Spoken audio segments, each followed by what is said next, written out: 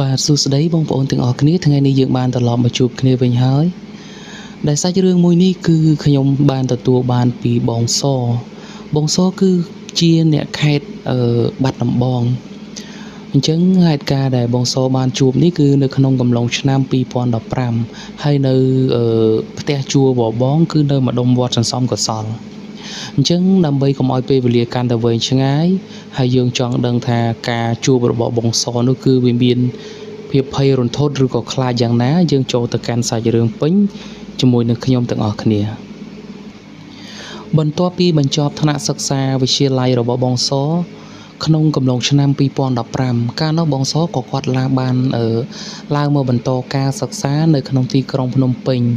ដែលគាត់រៀននៅសាកលវិទ្យាល័យមួយតែខ្ញុំសូមមិនបញ្ចេញឈ្មោះសាកលវិទ្យាល័យនោះទេ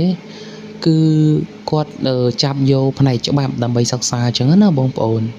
ហើយមកភ្នំពេញដំបូងនោះគឺគាត់មកស្នាក់នៅជាមួយនឹងបងប្រុសបង្កើតរបស់គាត់គឺឈ្មោះថាបងសឹបប៉ុន្តែក្នុងនោះគឺបងប្រុសរបស់គាត់ក៏គាត់មានគ្រួសារហើយដែលត្រូវជាបងថ្លៃរបស់បងសហ្នឹងណាអញ្ចឹងគាត់នៅក្នុងបន្ទប់ជួលមួយហ្នឹង3នាក់បងប្អូន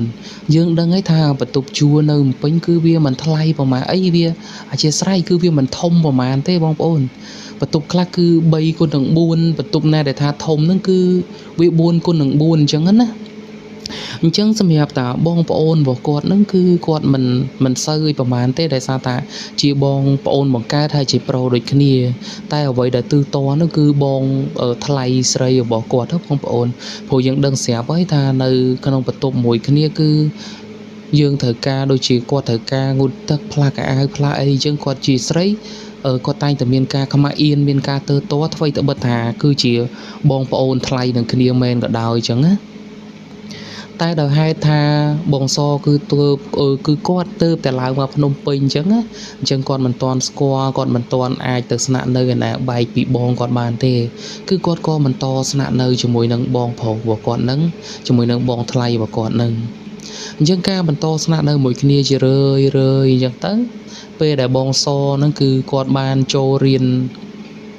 នៅសាកលវិទ្យាល័យរបស់គាត់ហ្នឹងមួយរយៈចន្លោះពីមួយខែទៅមួយខែកន្លះដែលគាត់បានប្រាប់មកខ្ញុំហ្នឹងគឺគាត់ក៏បានស្គាល់ជាមួយនឹងមិត្តភ័ក្តិជាមួយនឹងអីចឹងទៅហើយទំនេរពីការសិក្សារបស់គាត់ហ្នឹងគឺគាត់រៀនគួរដូចជារៀនផ្នែកកុំព្យូទ័រឬក៏ផ្នែកភាសាអីថែមអញ្ចឹងណាបងប្អូននិយាយទៅរៀនជំនាញអីដែលតាក់ទងដែលវា support ទៅនៅផ្នែកច្បាប់ដែលគាត់បានជ្រើសរើសដើម្បីរៀននឹងអញ្ចឹងណាអញ្ចឹងបន្ទាប់ពីការដែលរៀននៅសាកលគាត់ក៏ដូចជាការរៀនគួរនៅក្រៅម៉ោងរបស់គាត់នឹងហើយ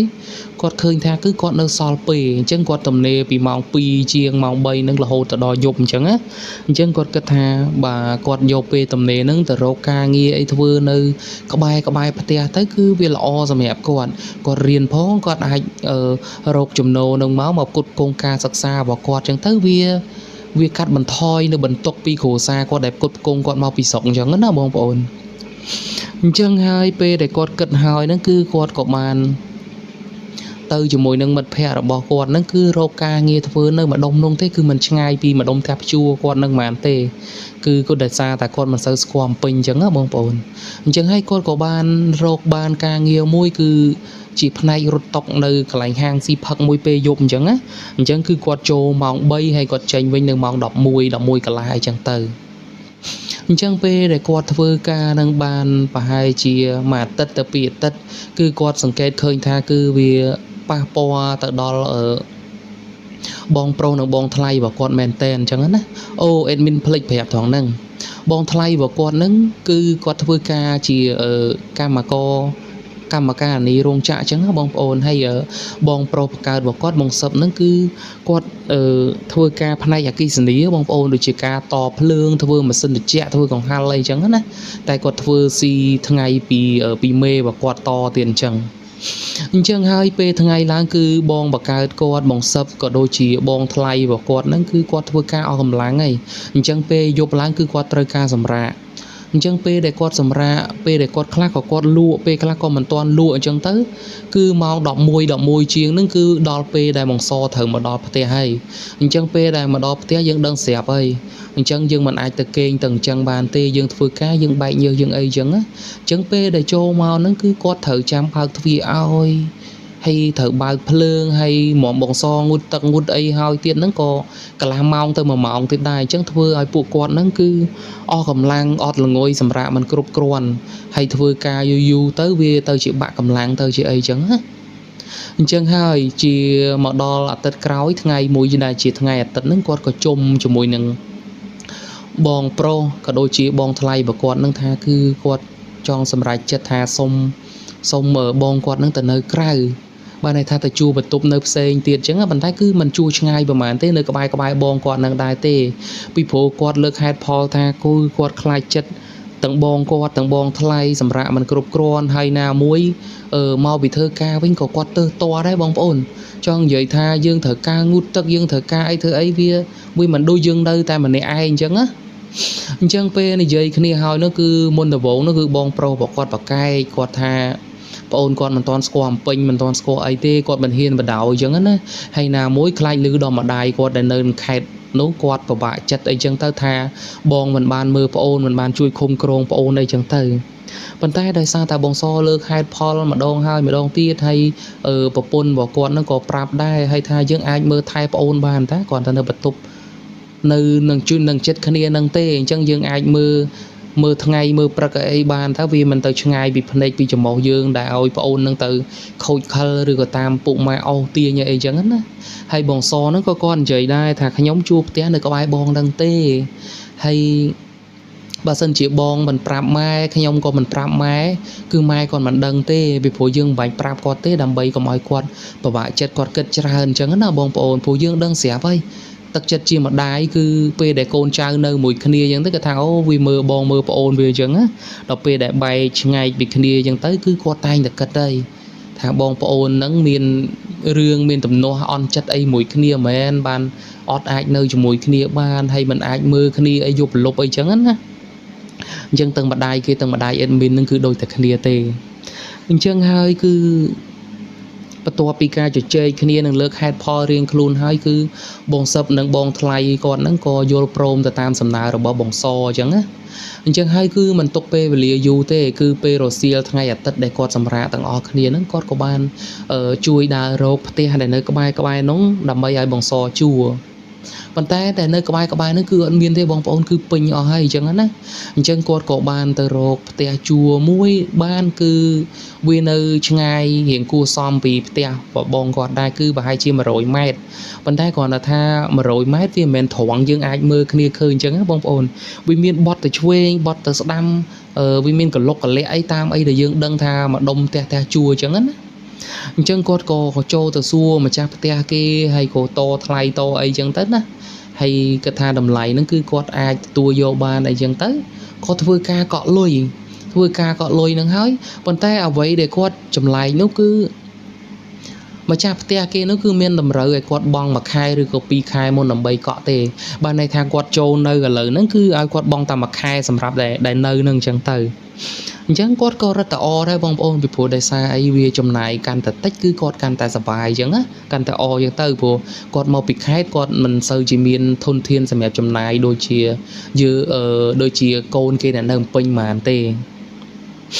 អញ្ចឹងហើយបន្ទាប់ពីចូលទៅមើលហើយអញ្ចឹងទៅម្ចាស់ផ្ទះគេក៏បានជួយបោសសម្អាតជួយអីអញ្ចឹងទៅ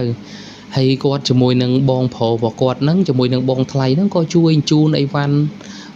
បងសនឹងយកមកអញ្ចឹងណាគាត់ថាអីវ៉ាន់គាត់នឹងគឺវាមិនច្រើនទេបងប្អូនវាមានតែសភៅហើយនឹងកៅអៅនឹងប្រមាណកាផ្លេនឹងទេអញ្ចឹងហើយគាត់ដឹងទាំងបងថ្លៃទាំងអីហ្នឹងក៏ដើរទៅផ្សារទៅអីក្បែរនោះដើម្បីទិញសម្ភារៈប្រើប្រាស់ចាំបាច់សម្រាប់គាត់អីចឹងណាវាមានដូចជាកង្ហាលដូចជាចង្ក្រានហ្គាសដូចជាឆ្នាំងដាំបាយអីចឹងទៅតាមអីដែលគាត់អាចប្រើបានអញ្ចឹងយើងសំទិញម្ដងចឹងទៅអញ្ចឹងហើយគាត់ក៏នៅធ្វើអីហូបជុំគ្នាអញ្ចឹងទៅណាដូចតែហៅសាមញ្ញថាជប់លៀងបន្ទប់ថ្មីអញ្ចឹងណាបងប្អូនអញ្ចឹងហើយពេលដែលយប់ឡើងអញ្ចឹងទៅពួកគាត់ហ្នឹងក៏បែក បងបើគាត់នឹងបងថ្លៃគាត់នឹងក៏បែកមកបន្ទប់គាត់វិញទៅហើយគាត់ក៏សម្រាប់នៅក្នុងបន្ទប់ហ្នឹងតែម្នាក់ឯងអញ្ចឹងទៅប៉ុន្តែគាត់ថាគាត់ក៏មិនភ្លេចដែរពេលដែលចូលទៅនៅហ្នឹងគឺគាត់មានជាជែកមានជានំនែកអីអុចធូបខ្សែឲ្យគេតិចតួចអញ្ចឹងណាសូមសេចក្តីសុខសេចក្តីសប្បាយអីចឹងទៅប៉ុន្តែបងសបានប្រាប់មកខ្ញុំថា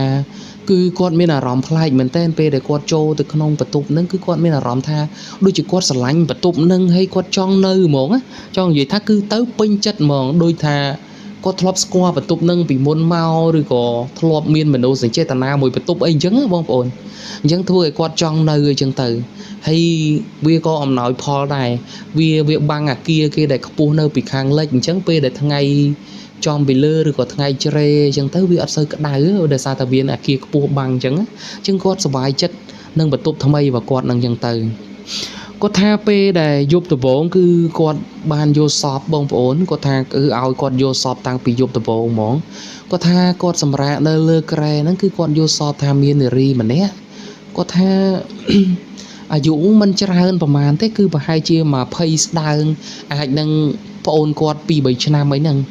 គាត់ថាពេលដែលគាត់សម្រាកអញ្ចឹងគឺឃើញនារីម្នាក់ហ្នឹងគឺស្លៀកសពុតបត់ទៅបងប្អូនស្លៀកសពុតបត់ហើយពាក់អាវយឺតជាងធម្មតាហ្នឹងប៉ុន្តែអាដៃគេរៀងប៉ោងអញ្ចឹងណាគឺមកអង្គុយនៅចុងក្រែហ្នឹងហើយមើលមុខគាត់ហើយក្នុងសភាពថាញញឹមដូចជាពេញចិត្តដូចជាអីអញ្ចឹងណាតែគាត់ថាគឺមុខនោះគឺស្អាតមែនតើបងប្អូនថាបើសិនជាក្រៅវិញគឺថាតារាអាចនឹងសុំខ្មាស់អីអញ្ចឹងណាប៉ុន្តែគាត់ថាគឺគេមិនមែនជារបៀប make up make អីដូចយុវវ័យយើងឥឡូវទេបានន័យថាគឺ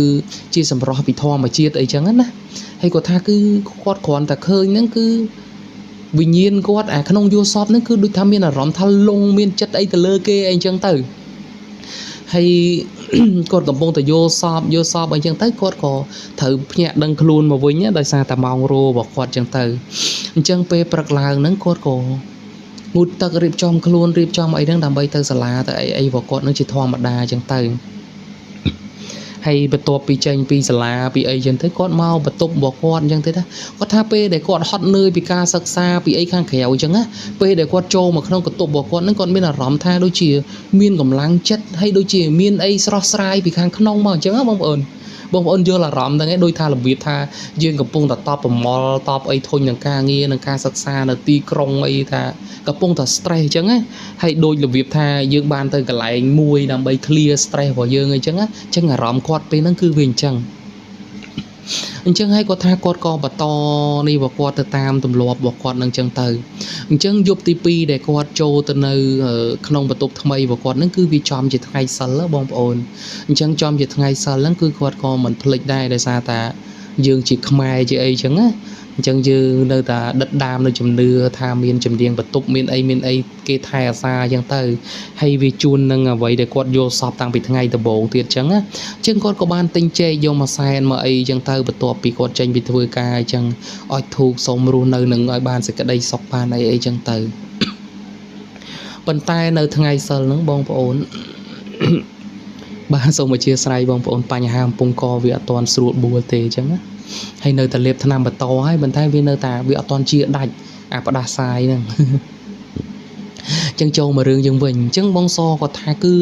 នៅយប់ហ្នឹងគាត់ពេលដែលគាត់មកដល់ផ្ទះវិញហ្នឹងមកដល់បន្ទប់គាត់វិញហ្នឹងគាត់ងូតទឹកគាត់អីហើយគាត់រៀបចំចូលគេងហ្នឹងអញ្ចឹងមុននឹងចូលគេងហ្នឹងគាត់ក៏លេងទូរស័ព្ទលេងអីគាត់តិចតួចអញ្ចឹងទៅណា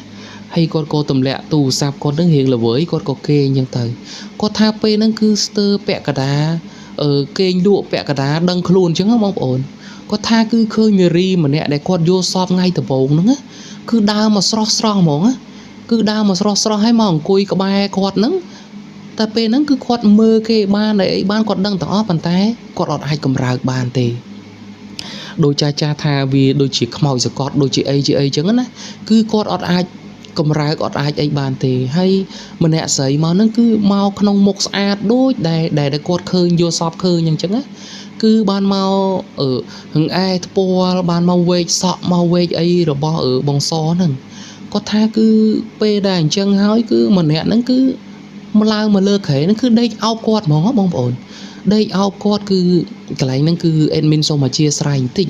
vì hiện lơ tích thoáng nắng á tại còn là tham bà sân chỉ dương mình giấy thế cứ rương nắng vì ọt trụ chất vì ọt châu đo chùm rờ chất bong ôn đại tam đàn màu trắng á chân cho gì theo bị bắt sai rương lại sầm khăn chân hay này ri mà nè nó có bỏ bong ai nó có ấy quạt trắng á bong ôn hay có tha này ri mà nè nó cứ chắp đau miên này ấy mũi quạt nó mỏng á chẳng có tha cứ quạt ọt ai cầm ra ban thế hay này ri nó cứ mau thao mau nhụ nhanh mà ấy quạt nó hay có miên ấy mũi quạt đôi vào đây và pôn nơi mũi kia chẳng nó bong ổn miên xong gì chẳng mong tờ hay có tha cứ pe nó cứ quạt miên sẽ cái đây sọc mình tên hay có tha vía đôi chia mình chỉ ca vô so với việc đôi chia mình nước pa sai kia mình tên chẳng á hay có tha pe đài rùi ro lại ấy pro tập bát ca quạt cho mùi nhà ri nâng chẳng tới cứ quạt có cầm lang hay quạt có kênh lụa chẳng á hay pe bạc lá quạt một nhẹ nơi mong rô và quạt nâng vĩnh bàn tay ở vậy đây chùm lại chứ bông ổn cứ quạt mơ từ khuôn và quạt nâng á cứ vì miên sập hiệp đôi chia mình nơi dương đài nơi chỉ mũi nâng kia miên đây ấy mũi kia nâng á cứ em miên sông mình lùm ắt thoáng nâng thế bông ổn cứ cắt này vô luôn ai nâng á cứ quạt mơ tức cứ khơi chẳng thà quạt đôi là biếp nơi chỉ mũi kia nơi ấy chẳng từ đài nâng ai vậy môi tiết ban tha cứ vây dùm tung này là cứ tranh bao vô so với ấy chứ nó bông ổn cứ quất có khoai ấy chứ này quất còn ta sau hay còn hôi chất luôn quạt chứ nó thà cả nơi dùm mùi nâng bò nó đôi chia mình ấy thế giờ mà nơi mà ấy mình để ấy tới chỉ tranh bao vô so tới chỉ ấy chẳng từ chứ hay quất có ngơ ngút ấy dùm át luôn hay quất từ riêng hay tranh về riêng mau từ thưa ca từ thưa ấy quạt đang đốt so mùi đòn quạt prao chỉ vật chỉ thoa mà đa vào quạt chẳng tới chân hay ở vậy đây chùm lại nó cứ quạt tha chắp bị thằng ngày sơ để ri mà nè nâng màu snet sna mùi quạt chắp bị thằng ngày nông máu cứ roa giúp mỏng bong ổn ôi tập pe quạt chắp đang ngút ấy chắp đam châu kênh cứ ri mà nè nó cứ tay đầm màu nơi dùng mùi quạt cứ nơi định môn chẳng nơi định vào đây bờ pôn chẳng á mà đo mau bờ bong ai mà ấy quạt chẳng bàn tay còn là tha pe để kia mà nơi dùng mùi quạt nắng cứ quạt nó đôi chỉ giật thắt nơi khăn ca cục krong vào kia chứ á chân cứ quạt ai cầm hở quạt ai ấy ban thế còn ta quạt ta tua rắm đằng ấy tầng chân từ đôi tha mình nư một pa mà ấy quạt chân từ bàn tay cứ mình ai rơ mình ai cầm ra cái ban này chân quạt prap mà admin tha cứ quạt miền ta tròn mà bong bóng tròn tua vô rõ mùi nâng á rất là tròn từ bong sò đo toàn nâng cứ em bên awesome nào mình tên về để cột phải màu á cứ đôi lục việc cái phơi từ là cam con nà chân phở bị rất là tròn chân hay có tha cứ pi mà dốt cứ tay tầm miên hai ca nâng ca lang là hốt đo có tha bầm muối tới bầm pơ dốt chọp cái này chân có tha pe nó cứ sau cuộc hiệp bỏ quạt hay đôi chỉ tận một đôi chỉ ấy bỏ quạt nó cứ chập đam trôm slang á bong ổn hai p để quạt tơ lá tới ấy chẳng tới mất phẹ bỏ quạt nó có xua quạt thà quạt nó ọt xua luôn men rồi có kê nhà lụa men mơ từ một slang hay phê slot ấy chẳng á hay p để chuộng bong pro quạt hay chỉ mỗi đường bong thay bỏ quạt nó có phụ quạt xua chẳng đôi kia này hay có bong so nó có quạt thay ọt ấy thế không kênh lụa thò mà đa đã hay không có luôn đôi chỉ ọt miên ấy thế hay đọc p để quạt phải áp tới bong quạt cho lang ấy chẳng tới bong quạt nó có ọt một ọt cò đây có thà bà dân chia ọt xù luôn phải áp bong phải áp ấy chẳng á sân học bong ngom từ pe rồi có thời ca có cho thời ca ấy chẳng tới có tha ấy thế sau cuộc hiệp có thò mà đa đó tại còn là tha còn ta mà dạng ní có tranh biệt phơi ca hiện dụng chẳng á còn cái tha cứ bà hai chỉ mà bị có tranh dụng chẳng bàn chỉ có hiện slang rồi có phê có hiện không ai gợi chẳng tới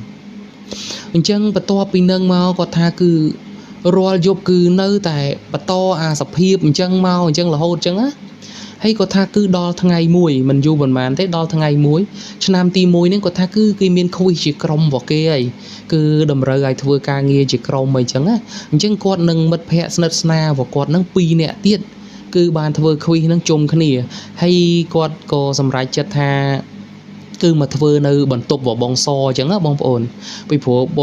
bộ mẹ và quát pi nè tiền nó cứ quát chỉ nè nơi Phnom Penh chẳng á chẳng nơi tè quát miền cổ xa miền pa miền mại còn những quát bà chẳng hay còn nạt cái đi đầm bay mà thưa ca nghe nó nơi bẩn tục chúa rồi bong so chẳng từ hay có miền tinh ấy xâm hẹp mà nhằm hay có miền tinh bia tinh ấy tinh tôi vậy chẳng á vì phố có tha và to bị thưa ca hay bộ quát ai chia cho mỗi miền tinh những tới trăm sầm ra vì phố tha sai nó cứ vì chỉ thằng ngày tật tề chẳng bộ quát quạt hộp bị thằng ngày sau chẳng tới cứ bật láng quạt ăn miên thử rồi về xong nhập tới riêng rồi quạt tới này chẳng á chẳng quạt ai sầm rạ bàn dù chẳng hết ca đại chạp ở đào kháng cứ bị dục nâng từ admin cho ai bong ôn sầm mày thằng trẻ kre rồi bao bong so nó cứ quạt rồi nắng cứ tập ập nền chàng này bàn tay nơi khang chàng khang nó môi tiết cứ quạt miên cái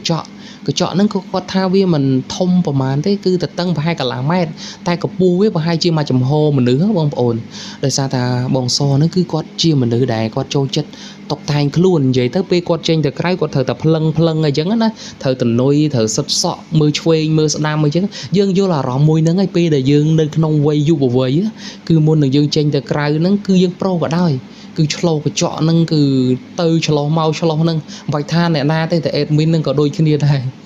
chẳng hay cứ bắt to bị nát kia hỏi cứ ngày để nát kia thôi vì nó cứ mà bàn một đò chẳng á chẳng là nghĩ ngày sau nó bộ quạt còn mà chùm kia chẳng từ có thôi cái ca nghe là tầng bay nè quạt nâng thôi cho thôi là những bia hỏi và hai chia mong buồn mong đỏ ấy nâng chẳng từ chẳng bộ quạt nó có nôm kia rịp chom ngút tất hay đầm bay màu ở màu nhám ấy đầm bay chia lây mỗi kia tịch tôi chẳng nó ổn đôi ấy là admin man rịp rồi bị hàng lừa nâng chẳng chẳng phụ quạt nhám và đá từ chơi kia và đá thò mà đá những đơn giản bay dù vậy cầm lo chụp kia và có chi này JP nè ni pin JP nè nu song xa nè đi song xa nè nu hồi chẳng á chẳng còn chạy chồng on và áp kia cho lang ngay chẳng tới có giúp hiện trời ấy video đầu màu đậm mùi chiên chết tập pi ấy chẳng phụ quạt nó có quạt nó chập đàm hiệp chom cho sầm ra ấy chẳng á ô chia sẻ bong ôn admin dây lồng thoáng đến tịnh p đại phụ mẹ và quạt tầng pi nè ban mà đo nâng chẳng admin xong đã mua vào quạt tầng pi nè tới còn ai bà vợ hai thà bong đom nâng bong hay như chẳng tầng chẳng p đại bong đom nâng bong hay mà đo bật tụp nâng phim còn tại bao bật tụp cho pấp phụ quạt cho mà hai phụ quạt có nhẹ à hay còn mơ một kia nhâm hay còn có xu từ bong so chẳng á còn xu thà hành mình vô sấy màu mén ấy màu mén này chẳng á hay bong so nó có tam là việc mật phẹ chật nật đó bong ồn còn vậy từ như ria là chẳng ta người ta phụ ai cú thế anh mình vô sấy vô ấy màu bên nát mà tục nơi anh nơi tại anh chẳng á hay bong hề hay là bong đom nó có quạt mơ một kia có thà anh thông khăn có ốp ca mà li hay đôi chia là vip tha đôi chia là vip khăn sọ mà nó sấy tích chứ có đôi là vip lê luôn mà được sấy tình chẳng á chẳng hay cử bọn đom đâu bọn hay nữa của con mưa một kia con nhâm mày chẳng á thằng bà dột sấy mau vô son xa mau phẹp mau chẳng bay tận lẽ phụ mẹ chất nứt ấy chẳng á có thằng phải cú để lọp với anh nơi tại như chẳng tới thằng phía sau mặt phẹp chất nứt ấy chẳng á bọn ôn chia sẻ nên ngày hay chẳng bê để phụ con màu nó cứ phụ con chạp và rõm chạp lận chẳng nhưng hay xong cắt mà đo p để phụ quạt hiệp chom châu kênh mà nhớ bong ổn chẳng cứ bong đóm cứ quạt kênh các bài nâng chèng chẳng ban này ta khẽ mỗi những quạt kênh bay nè chẳng bong đóm nó cột kênh ai tuần chèng hay bong hề những cái kênh này cái đà hay chầm này dài bong xó cứ quạt kênh nơi khang kiên khẽ nè nơi khang kiên khẽ nó chẳng phật bị kiên khẽ nó mất có thời lẹ đầy đó bong ổn chẳng p để quạt kênh nó ở vậy để quạt kênh nó cứ quạt quạt mưa từ cái chọn nó cứ quạt khơi khôn phụ quạt tầng bay nè nó kênh lơ khè nó bông ồn nó có việc chi đầm ra môi đài cha bị đam có quạt hàm đài cứ kề kênh mình ao đã cái chọn cho lọc khôn rồi có cho lọc bị trong chư người chẳng bông ồn là năng sơ ta cha quạt bàn hàm mà chẳng bông so phải mà bên thang cứ quạt ọt bàn qua lọt bàn đặt đo pa nhà ha năng tê chẳng á chẳng pe dục năng hái quạt cổ cha bạc đam nòm kia ở kê nhây chẳng tử hay có tha ban và hai chỉ mà giật thu chẳng tới cứ bằng đóm qua từ tua ba là rõm tha cứ bong hay nó cứ bậc khất mà chết quạt ấy chẳng á cứ mẹ rõm tha khẽ nó cứ chắp đam chỉ yết tới tiếng đại phụ quạt kênh bị mau đọc môi đọc pi chiêng nó cứ bay nè nó cứ bị hiện tận lưới thế bị ọt chỉ pa nhà hai mà tệ hay bong hên của quạt khất từ chết bong đom chẳng tấn á hay bộ con nó có khất từ ai nơi chàng ngay chẳng tới hay đọc pe khất từ pa quạt khlang pe tới cứ bong đom quạt chia mà nữ đài thọ mà đá con kia nè còn ba nơi phun pe nhá bong ôn chia sài bong ôn về chia ta ọt xuống bong cò chẳng cứ pe đài bong đom quạt chỉ yết quạt bậc khất cho bậc khất langนึงคือquạt bà bạ kê nhá bong ôn cứ quạt có ngợp lang á là việc tha cứ chọt đai ngợp láng bàn tay mình toàn ngợp cối gì đôi là việc thằng ngợp áo mơ chứ hết á chứ còn là thấy ban chạy yết đấy chẳng á bong ôn đăng bong đom khơi như vậy cứ quát ban khơi nhờ miên mà nước sấy mà nè cứ kê nơi chỗ lo bong hé hay đăng bong sò hay bong so ở bong so nó còn kê bài một từ cái chõ hay mà nè sấy nó cứ kê nơi bị khối bong so nó hơi luộc đầy nó tạo bong so bị khối mà mong ôn hay đầu pe quát khơi chẳng cứ bong đom quát phay mình tên quát cái lấy từ bong hé cứ quát kê dụ mặt đây ở đằng ấy thì sầm mọc cò lá chẳng quát có tung ngợp làng hay quát nhì phần này quát á quạt nhì phần này quạt hay quạt mưa tới cứ nơi ta khơi mà được sấy nằng thái bàn tay khơi ta pi khỏi tê khơi một tê xẹp quạt nơi ta nhì mà đong tiết đôi là biết tham mình chặt trắng á quạt nhì hay quạt bao phần này mà đong tiết xẹp ta bắt mà được sấy nằng á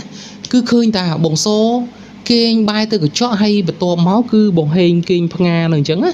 hay pe nó cứ bồng đom quạt mình chất quạt có cho pi lơ khẻ bồng ổn cứ quạt cho pi lơ khẻ nằng máu quạt trâu nơi trong trường hay quạt mơ tới dòng máu nơi khang khăn của chó bông bông đừng quạt khơi ấy quạt cặp bông tập hay bông đó là người bên làng phơi dùm phò là quạt thay quạt mơ tới khăn của chó khơi bông so kia chẳng bàn tay bông so bao phân nê chứ bông bông bao phân nê hay sầm lăng mà hổ quạt đi làm việc thao sầm lọ mau mỏng á cho hay bên nó cứ quạt can tập hay quạt hột bị trong trướng mau cái này trong hiên khẽ đài bông so kia bài một tờ nữa á bây đây quạt hột mà nó cứ bông so bất phân nê kia thôi mà đa thì quạt có ngon chứ nó có tham mình luôn quạt ấy khỉ lô quạt sập băng quạt ấy chứ tay có thay quạt nham tinh tế chẳng hay quạt mình chất quạt có rút từ trong trường mình về để quạt rút từ trong trường mình cứ quạt mưa tới sầm máu được không có chọn nữa cứ khơi bóng so nó cứ bác này sầm lọ mà quạt tiết à trong quạt rút tập hay mà ổn hay quạt rút mà mưa bóng so vẫn cứ bóng so này kinh bật này thò mà đà thế cứ về nó cứ quạt đa bóng so đa bóng hề như ấy chứ á bóng ổn hay quạt phẹp tam nâng tam ấy để quạt khơi như ấy chứ á hay bóng hề như của quạt ngợp mà quạt tha quạt ở miền ban khơi như thế bàn tay còn là quạt tua ban là rõm tha kê như dú chữ yết tơ đôi cái này hay đôi chỉ miền mà nữ ca quạt máu quạt man ta bóng so ca quạt ấy mau nó quạt có khất một khang bóng đom chứ á bàn tay quạt ở miền khơi ấy thế hay bóng so nó của quạt thả quạt kênh lụa thế quạt ở miền khơi ấy hả miền bao phân ấy thế quạt kênh lụa du rồi đó hay pe nó quạt có tầng pi nè có tha tới bóng đom rồi vi quạt play cả lại rồi có quạt cất hướng ấy chớn ấy chứng á hay có ban tha quạt nó cút ấy chứng tới khoa ấy lên mà lên ấy tầng cả đà dột chứng á cứ quạt cất tha bóng đom nó lên sau chừng rồi sang ta bóng đom cứ chưa mình nữ để cho chất lên sau chờ này chứng á hay bóng đom có tha cái miền na cái mà lên sau chân tầng cả đà dột thì hay mà mơ tận một nơi cả rạ và quạt nó với xóm nâng lên sau cho chứng á chứng pe để prap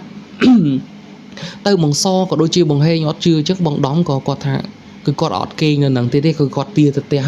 hay pe nó dục với vì màu mùi chiềng ấy bóng ôn có thả ọt ấy tê mùi chiềng có quạt nơi tới đây chẳng á chẳng đời xa ta quạt mình chân hay chẳng tới hay bóng hay những có quạt sầm rải chất tới cho mùi nâng ở bóng đom nâng chẳng tới phù đã tha bóng đom có tha bà sân chi mình tới tia có hộ tới tia sầm lại kê nhưng tới vì phù quạt cất tha cứ nơi bật tục ní cứ miền ấy quạt nơi quạt bàn thế chẳng á cứ quạt ở kia ở quạt nơi thế vì phù quạt khơi kia sờ lọ quạt cho ba trái nâng hay là lấy cái quạt ta sờ lọ thế sân chỉ quạt ọt tranh quạt nơi kia như tiệt tới mà đăng ta kia bằng hai như có kia thưa ba quạt mày tê chẳng á phù quạt khai đài chẳng quạt khai miền pành hai chẳng tới chẳng hay có bóng hên có sốc chất ngợp từng mình từng men nâng tư cho mùi nâng bóng đom chẳng tính á đòi ta bóng so nó cứ nơi kinh ta mà để ai nâng tì tại quạt của bạn bắt đam từ mình phẹ quạt chẳng tư bà đo cái lại để miền tập tập hiệp đôi chỉ châu kinh là này chẳng là ôi nhà xa rồi có kho mà quạt đây chẳng tư hay bóng đom tha đây tôi chạm anh pram chẳng á hay có riệp chòm chi tranh tư chẳng tư nhưng mà hai chi mình đo đọc pram một tí tha đọc pram một tí chứ chẳng bóng hay nhây bóng đom nó có quạt kho mà pram những tha có quạt đo cái lại kia nhây ចឹងបងសក៏គាត់ដឹងដែរថាគឺមិនទៅផ្ទះទេប្រហែលជាគេងតែសំណាក់ក្បែរនងអីចឹងណាអញ្ចឹងគាត់ក៏បិទទ្វារចាក់កលឺអីស្រួលបួគាត់ចូលគេងអីវិញអញ្ចឹងទៅហើយបងសបានប្រាប់ថាគឺបន្ទាប់ពីនងមកពឹបគ្រាន់តែគាត់ដាក់ក្បាលទៅដល់កទេគឺគាត់ចាប់ផ្ដើមឃើញម្នាក់អាស័យនឹងគឺដើរមកស្រស់ហ្មងបងប្អូនគឺដើរមកគឺសភាពនឹងដដែលគឺអញ្ញឹមមកដាក់គាត់នឹងហើយក៏ដើរមកគេងអោបគាត់ហើយធ្វើការថើបបបងអែលគាត់ហើយក៏នៅជាមួយនឹងគាត់ដូចប្តីប្រពន្ធនឹងដូចពីមុនមកអញ្ចឹងទៅហើយពេលតែដល់ព្រឹកឡើងអញ្ចឹងទៅ គាត់ក៏បានទេហៅបងដំហើយជាមួយនឹងបងហេងមកដើម្បីជួបគ្នាដើម្បីញ៉ាំអីហើយនិយាយពីរឿងការងារសាលាអីរបស់គាត់ទៀតអញ្ចឹងណាដល់ពេលមកហើយទៅក៏គាត់ជីកគោលសួរទៅបងដំសួរទៅអីបងដំក៏ប្រាប់ទៅតាមនឹងអញ្ចឹងទៅអញ្ចឹងហើយគឺគាត់ថាគឺរឿងហ្នឹងគឺគាត់ទុកអត់បានទេអញ្ចឹងអត់បានទេគាត់ក៏បានទៅជួបបងប្រុសហើយនឹងបងថ្លៃរបស់គាត់ដើម្បីពិភាក្សាគ្នាអញ្ចឹងណាបងប្អូនដោយសារតែថ្ងៃហ្នឹងថ្ងៃអាទិត្យពួកគាត់ទាំងពីរនាក់ក៏អត់ធ្វើការដែរគាត់ពិភាក្សាគ្នាទៅតាមនឹងអីអញ្ចឹងទៅបងប្រុសគាត់ថាបើយើងខទៅសួរម៉ែគឺម៉ែរបស់គាត់ជាដឹងថាគេនៅបាយបន្ទប់គ្នាគឺគាត់បន្ទាត់ជាបន្ទោសបងគាត់ជាស្ដីឲ្យអីចឹងណាអញ្ចឹងក៏គាត់អត់ខទៅម្ដាយគាត់ដែរគឺគាត់ទៅវត្តមួយដែលនៅក្បែរហ្នឹងបងប្អូនអញ្ចឹងក៏ពេលដែលចូលទៅក៏ទៅទូលោកបងទូអីតាមហ្នឹងអញ្ចឹងទៅហើយប្រាប់អញ្ចឹងចោះអញ្ចឹងទៅលោកបងក៏សមាធិក៏អីមើលអញ្ចឹងទៅណាហើយពេលដែលបើកប៉ណេតមកវិញលោកបងក៏មានសង្ឃនៃការប្រាប់ទៅបងសក៏ដូចជាមិត្តភ័ក្តិគាត់ហើយជាមួយនឹងបងប្រុសគាត់ដែលជាបងសឹបហ្នឹងណាក៏ប្រាប់ថាគឺនៅក្នុងបន្ទប់ជួលដែលបងសស្នាក់នៅរាល់ថ្ងៃហ្នឹងគឺមានវិញ្ញាណមនុស្សស្រីម្នាក់អញ្ចឹងហ៎បងប្អូនតែវិញ្ញាណខ្មោចស្រីហ្នឹងគឺគេអត់ធ្វើបាបបងសហ្នឹងទេគឺគេស្រឡាញ់បងសហ្នឹងណាគឺគេស្រឡាញ់ក្នុងនាមដូចជាប្តីប្រពន្ធអីចឹងគឺថាគេពេញចិត្តគាត់ដោយសារគាត់ស្លូតបូតមនុស្សគាត់ចិត្តល្អមនុស្សត្រង់មនុស្សអីចឹងណាអញ្ចឹងហើយតែលោកបងថាគឺបដៅអញ្ចឹងគឺអត់បានទេគឺគេស្រឡាញ់ចោះស្រឡាញ់ឡើងហ្នឹងគឺដោយសារតែឥឡូវហ្នឹងគឺរិស័យរបស់បងសហ្នឹងគឺរិស័យគាត់ខ្ពស់រិស័យគាត់មិនទាន់ដាក់អញ្ចឹងពេលណាមួយដែលរិស័យដាក់មកដល់គឺខ្មោចស្រីហ្នឹងគឺប្រកាសជាយកបងសហ្នឹងទៅនៅជាមួយឯងបើន័យថាគេកាច់យកហ្នឹងគេមិនមែនធ្វើបាបទេបើន័យថាគេស្រឡាញ់ហ្នឹងបងប្អូនស្រឡាញ់ហើយគេចង់យកទៅនៅធ្វើជាប្តីប្រពន្ធមួយគេហ្នឹងហ្មងអញ្ចឹងណាអញ្ចឹងបងសគ្រាន់តែលឺអញ្ចឹងហើយហ្នឹងគឺគាត់ក៏សួរលោកតាថាមានវិធីអីមានអីអញ្ចឹងណាលោកតាក៏ថាអត់អីទេចាំអាត្មាជួយដូចជាស្រោចទឹកហើយមានខ្សែចកេះមានបោះអីចងឲ្យអញ្ចឹងទៅប៉ុន្តែបញ្ហាដែលធំបំផុតគឺដាច់ខាតត្រូវតែឲ្យបងសរើចេញពីបន្ទប់នឹងអញ្ចឹងណាបងប្អូនពីព្រោះថាខ្មោចស្រីម្នាក់ហ្នឹងគឺគាត់នៅក្នុងបន្ទប់នឹងហ្មងអញ្ចឹងណាអញ្ចឹងគឺបើគាត់ពាក់ហើយគាត់ស្រោចទឹកស្រោចអីធ្វើពិធីរំដោះគ្រោះហើយគាត់នៅតែនៅក្នុងបន្ទប់នឹងវិញអញ្ចឹងក្នុងពេលណាមួយគឺខ្មោចស្រីនឹងគឺអាចនឹងយកគាត់ទៅនៅជាមួយបានហើយអញ្ចឹងណាហើយលោកបងក៏មានសង្ឃការថាពេលដែលមកនឹងគឺគេក៏មកជាមួយគាត់ដែរគឺគេដឹងថាបងសនឹងគឺមករកមើលមករកអីចឹងណាប៉ុន្តែគ្នានោះគឺនៅខាងក្រៅលបងវត្តណាគឺអត់អាចចូលមកបានទេអញ្ចឹងណាហើយលោកបងក៏ប្រាប់ថាឥឡូវហ្នឹងគ្នាកំពុងតែយំខ្សឹបខ្សួលអីចឹងណាហើយក៏និយាយមកប្រាប់លោកបងនឹងថាគ្នាអត់ចង់ធ្វើអញ្ចឹងទេគ្នាដឹងតែធ្វើអញ្ចឹងវាខុសវាអីដែរតែវាបំណាច់ថាម៉េចគឺហាមចិត្តដែលស្រឡាញ់អត់បានអញ្ចឹងបងប្អូនអញ្ចឹងការស្រឡាញ់ហ្នឹងគឺមិនមានតែមនុស្សយើងទេតែពពួកអមនុស្សក៏មានការស្រឡាញ់ការខឹងការស្អប់ដូចគ្នាដែរអញ្ចឹងណាអញ្ចឹងហើយគឺប្រសង់លោកបងនឹងគាត់ថាគាត់នឹងធ្វើក៏មានសង្ឃនៃការថានឹងធ្វើពិធីធ្វើអីឲ្យអញ្ចឹងណាប៉ុន្តែលោកបងនឹងក៏សូត្រមកបន្តិចអីចឹងហើយក៏ឲ្យបងសនឹងគឺនិយាយទៅកាន់វិញ្ញាណនឹងអញ្ចឹងណាថាពួកយើងទាំងពីរនាក់ហ្នឹងគឺវានៅភពផ្សេងគ្នាអញ្ចឹងពួកយើងអត់អាចទៅមុខអត់អាចដើរផ្លូវជាមួយគ្នាឬក៏ស្រឡាញ់គ្នាចាប់ដៃគូអីជាមួយនឹងគ្នាបានហ្នឹងទេអញ្ចឹងណាហើយចាំបងសហ្នឹងគឺគាត់ធ្វើបន់គាត់ឧទ្ទិសកុសលទៅឲ្យវិញ្ញាណរបស់ម្នាក់ស្រីហ្នឹងខ្មោចស្រីហ្នឹងដើម្បីឲ្យទទួលនៅបន់នៅកុសលនឹងអីអញ្ចឹងដើម្បីផុតកម្មផុតទុក្ខផុតទោសអញ្ចឹងទៅរកភពទៅចាប់ជាតិថ្មីចាប់កំណើតដីដែលល្អជាងនឹងអីចឹងណាបងប្អូនអញ្ចឹង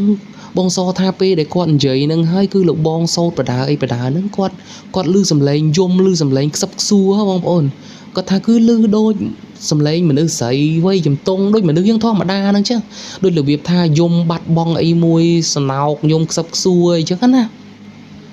អញ្ចឹងហើយពេលនោះមកគឺលោកបងគាត់ធ្វើពិធីគាត់ថាគឺមិនដឹងជាពិធីអីខ្លះទេ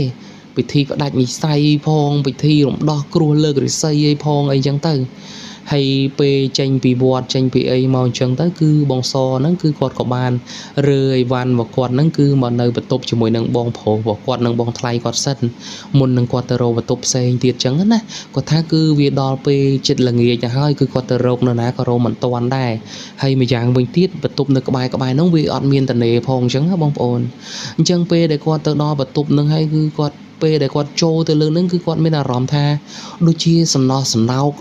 ដូចជាបាត់បង់អីមួយអញ្ចឹងណាបងប្អូនហើយគាត់ចូលទៅគាត់មានអារម្មណ៍ថាត្រជាហើយដូចជាមានភ្នែកមកគូតាមសម្លឹងមើលគាត់អីអញ្ចឹងណាប៉ុន្តែគាត់ថាអត់ឲ្យគាត់ខ្លាចទេប៉ុន្តែឲ្យគាត់សំណោះសំណោកខ្លួន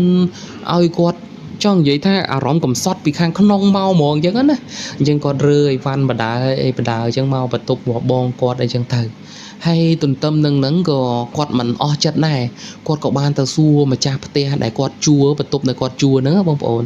អញ្ចឹងម្ចាស់បន្ទប់ហ្នឹងក៏គាត់អត់ចង់ប្រាប់អត់ចង់ឲ្យដែរតែពេលដែលបងសគាត់សួរទទូចអីចឹងទៅម្ចាស់ផ្ទះហ្នឹងក៏គាត់ប្រាប់តែគាត់ថាគឺកុំនិយាយតទៅទៀតអីចឹងណាព្រោះកន្លែងគាត់រស់ស៊ីអីចឹងទៅខ្លាចលឺដល់អ្នកផ្សេងមិនត្រឹមតែគេមិនជួលបន្ទប់ហ្នឹងអ្នកបន្ទប់ផ្សេងជាប់ហ្នឹងក៏គេរើចេញអីចឹងណាអញ្ចឹងម្ចាស់ផ្ទះហ្នឹងក៏បានរៀបរាប់មកប្រាប់បងសថាគឺបន្ទប់ហ្នឹងមុនដំបូងហ្នឹងគឺមាននិស្សិតស្រីម្នាក់ដែរបងប្អូនគឺមករៀននៅពេញអីចឹងទៅហើយគាត់ធ្វើការគាត់អីចឹងទៅអញ្ចឹងគាត់មកជួផ្ទះជួបន្ទប់របស់ហ្នឹងនៅហ្នឹងគឺបានមួយឆ្នាំជាងអញ្ចឹងណាអញ្ចឹងក៏មានមិត្តភ័ក្តិស្រីចេញចូលអីចឹងទៅហើយថ្ងៃមួយហ្នឹងក៏ឃើញមានមិត្តភ័ក្តិប្រុសដប់មកអីចឹងទៅហើយបន្ទាប់ពីឃើញមានមិត្តភ័ក្តិប្រុសដប់មកអីចឹងទៅគាត់ក៏មានថាគឺចេញទៅក្រៅពេលយប់ចេញអីចឹងណាមានដើរលេងមានអីចឹងទៅហើយតយប់ជ្រៅអីបានចូលមកវិញចឹងទៅអញ្ចឹងមករយៈក្រោយមកហ្នឹងក៏ឃើញគាត់ហ្នឹងទឹកមុខសពសពូនហើយមានដូចជាពេលខ្លះអ្នកបន្ទប់ក្បែរហ្នឹងគឺលឺស្នូយំខ្សឹបខ្សួលអីអញ្ចឹងណាអញ្ចឹងហើយអ្នកបន្ទប់ក្បែរហ្នឹងក៏គេអត់ខ្វល់អត់ខ្វាយអីដែរគេគិតថាវាជារឿងយុវវ័យអីចឹងទៅវាមានសវាយវាមានទឹកភ្នែកអីចឹងទៅអញ្ចឹងហើយគឺគេទៅតែភ្ញាក់ផ្អើលនៅថ្ងៃមួយដែលបាត់និស្សិតស្រីនឹង 2-3 ថ្ងៃមិនចេញមកអញ្ចឹងណាតរហូតដល់តែមានក្លិនអីចឹងទៅបានអ្នកជិតខាងគេផ្អើលអីចឹងទៅបានប្រាប់ម្ចាស់ផ្ទះប្រាប់អីក៏ទៅហៅសមត្ថកិច្ចមកកោះទ្វារកោះអីចឹងទៅក៏គេបើកមើលទៅគេឃើញសាកសពរបស់គាត់នឹងគឺចងកបងប្អូនចងកភ្ជាប់នឹងកង្ហាលដែលជាប់ពីពិដានមកអញ្ចឹងណាប៉ុន្តែសភាពនោះគឺវាហើមហើយបងប្អូនគឺគេធ្វើការកសលវិច័យទៅគឺសាកសពហ្នឹងបានស្លាប់ពី2ទៅ3ថ្ងៃហើយគឺវាធំក្លិនហើយនឹងមិនហៀទឹករងៃហៀអីចឹងណាហើយសាកសពដែលចងកបងប្អូនបាច់អេដមីនវិភាគទេបងប្អូនដឹងហើយគឺវាមានហៀទឹកមាត់ហៀទឹកសបោអណ្ដាតលៀនមកចង់ដល់ធូងចឹងហើយវាលៀនភ្នែកលៀនអីមកចឹងណាទៅតាមនឹងចឹងទៅហើយបន្ទាប់ពីនោះមកគឺក៏ធ្វើការស្រាវជ្រាវរកក្រុមគ្រួសារក៏បានទទួលសាកសពទទួលអីយកទៅក្រោយពីប៉ូលីសធ្វើកសលវិច័យថាគាត់ធ្វើអត្តឃាតអីចឹងណាហើយតាំងពីនោះមកគឺម្ចាស់ផ្ទះគេបិទព័ត៌មានអីដែរប៉ុន្តែគាត់ថាវាបិទមិនចិត្តទេអ្នកដែលជួអ្នកដែលអីគេដឹងអញ្ចឹងណាបងប្អូនអញ្ចឹងហើយក៏មុនអីមកស្រោចទឹកប្រោះព្រំអីចឹងទៅហើយក៏មិនបើកទៀតដែរបន្ទប់ហ្នឹងក៏បិទចោលជិត1ឆ្នាំអីចឹងទៅហើយតែបើកក្រោយមកប៉ុន្តែបើកក្រោយមកគាត់ថាមាននិស្សិតប្រុសស្រីអីមកជួនៅអញ្ចឹងគឺមួយអាទិត្យមិនទាន់ទេបងប្អូនគឺរើអ្នកខ្លះរត់ទាំងយប់ទាំងអីអញ្ចឹងណាគឺដោយសារតាខ្មោចស្រីហ្នឹងគឺគេមិនពេញចិត្តមិនអីចឹងទៅហើយម្ចាស់ផ្ទះហ្នឹងក៏បិទបន្ទប់ហ្នឹងចោលរហូតដល់បងសមកសុំជួននៅហ្នឹងហើយបងប្អូនមានចាប់អារម្មណ៍រឿងដែលថាមកជួននៅអត់កក់បន្ទប់ទេគឺហ្នឹងគាត់ គាត់ប្រាប់ត្រង់ហ្នឹងគាត់ថាគឺមិនបាច់កក់ទេខ្លាចនៅដូចអ្នកមុននៅបានតែមួយអាទិត្យអីអីចឹងរើអីវ៉ាន់ទៅនៅរត់អីចឹងទៀតណាបងប្អូនចឹងហើយបងសពេលដែលដឹងរឿងហ្នឹងហើយគាត់ក៏អត់ខឹងអត់អីទៅអ៊ីហ្នឹងដែរពីព្រោះថាខ្មោចស្រីម្នាក់ហ្នឹងគឺមកមិនមែនជាលក្ខណៈមកបន្លាចមកធ្វើបាបគាត់ទេគឺមកលក្ខណៈស្រឡាញ់ប៉ុន្តែគឺត្រង់ហ្នឹងអេដមីនគាត់ថាបងសភ្លេចចំណុចហ្នឹងមួយហើយគឺគាត់ស្រឡាញ់មិនមែនក្នុងនាមថានេះទេណាគឺស្រឡាញ់ក្នុងនាមចង់យកទៅជាមួយបងប្អូនអញ្ចឹងបានន័យថាស្រឡាញ់ក្នុងនាមគឺផ្ដាច់ជីវិតគាត់ដើម្បីយកទៅធ្វើប្តីប្រពន្ធខ្មោចទាំងអស់គ្នាត្រង់ហ្នឹងគឺវាព្រឺសវល់ដែរបងប្អូននឹងឯងគឺបន្ទាប់ពីដឹងរឿងរ៉ាវហ្នឹងហើយបងសក៏គាត់ជម្រាបលាអ៊ីម្ចាស់ផ្ទះអីហ្នឹងចឹងទៅហើយក៏បន្តជីវិតរស់នៅបន្ទប់ជួលជាមួយនឹងបងប្រុសបងថ្លៃរបស់គាត់ហ្នឹងទៅគឺមួយអាទិត្យឬពីរអាទិត្យក្រោយទៀតចឹងទៅបានគាត់អាចរកបន្ទប់ជួលបានអីទៀតចឹងណាអញ្ចឹងក្រោយពីបដូរទៅអីចឹងទៅបងសថាគាត់ក៏អត់បានឮសំឡេងអត់បានឃើញម្នាក់ស្រីអាហ្នឹងសំបីតាយល់សពអីក៏ដោយចឹងណាបងប្អូនគឺគាត់អត់បានអីទេហើយពេលក្រោយមកគាត់ធ្វើបន់គាត់ធ្វើអីចឹងទៅគាត់តែងតែឧទ្ទិសកុសលឲ្យទៅវិញ្ញាណម្នាក់ស្រីហ្នឹងចឹងទៅព្រោះតាមសង្ឃដីការបស់លោកបងថាគឺសិតតែមានចង់និយាយថាគឺសិតតែមានផលកម្មមានសម្ពាយកម្មជាមួយនឹងគ្នាហើយបានតម្រូវឲ្យមកជួបគ្នាអញ្ចឹងណាបងប្អូនទោះជាមិនមែនជានៅក្នុងភពតែមួយមនុស្សដូចគ្នាក៏ដោយគឺម្នាក់នៅភពនេះម្នាក់នៅភពនោះអញ្ចឹងមកជួបគ្នាហ្នឹងគឺវាសិតតែជាផលកម្មដែលបានសាងមួយគ្នាអីមកអញ្ចឹងណាអញ្ចឹងសាច់រឿងបងសគឺមានតែប៉ុណ្្នឹងឯងបងប្អូនគឺមកដល់ទីបញ្ចប់ហើយក្រៅពីស្ដាប់សាច់រឿងហ្នឹងហើយគឺបងប្អូនមានអារម្មណ៍យ៉ាងណាដែរឬក៏មានយោបល់ឬក៏មតិយ៉ាងណាដែរគឺអាច comment នៅខាងក្រោមបានអញ្ចឹងណាគឺសាច់រឿងនេះគឺវាអត់សូវខ្លាចប៉ុន្មានទេគឺដោយសារតែវាអត់មានឈុតលងសាហាវអីទេគឺគ្រាន់តែថាពេលដែលគាត់បង្ហាញខ្លួនឬក៏មកគាត់ថាពាក់កណ្ដាលយល់សពពាក់អីហ្នឹងគឺមកនៅជាមួយគ្នាហ្នឹងគឺបានន័យថារួមមេត្រីបងប្អូនគឺគ្រាន់តែមករួមមេត្រីទេអញ្ចឹងគឺផ្ដល់ចង់និយាយមួយម៉ាត់ថាមិនមែនមកផ្ដល់ភាពភ័យខ្លាចដល់បងសទេគឺមកដល់ភាពចង់និយាយថាមកផ្ដល់សុភមង្គលមកផ្ដល់ភាពសុខស្រួលដល់បងសនិយាយអញ្ចឹងតែហ្មងទៅហេតុមានចង់ដដិតអញ្ចឹងណាអញ្ចឹងហើយគឺវាអត់សូវខ្លាចប៉ុន្មានទេប៉ុន្តែបើសិនជាយើងគិតឲ្យដល់ទៅយើងវិភាគឲ្យជ្រៅមែនតែនទៅគឺមុននឹងក្រោយបំណងរបស់ខ្មោចស្រីហ្នឹងគឺនឹងកាច់បងសយកទៅនៅជាមួយគឺបានន័យថានឹងយកទៅធ្វើប្តីរបស់គាត់នៅជាមួយគ្នាក្នុងភពតែមួយអីចឹងណាបងប្អូនហ្នឹងហើយហើយជាចុងក្រោយនេះគឺអេដមីនអត់មានអីទេក៏សូមអរគុណដល់បងប្អូនដែលចំណាយពេលវេលាដ៏មានតម្លៃស្ដាប់សាច់រឿងនេះតាំងពីដើមរហូតមកដល់ចប់អញ្ចឹងណាហើយក៏សូមចិត្តដល់បងប្អូនដែលចូលមកមិនទាន់បានចុច Subscribe គឺបងប្អូនសូមជួយចុច Subscribe ម្នាក់មួយទៅ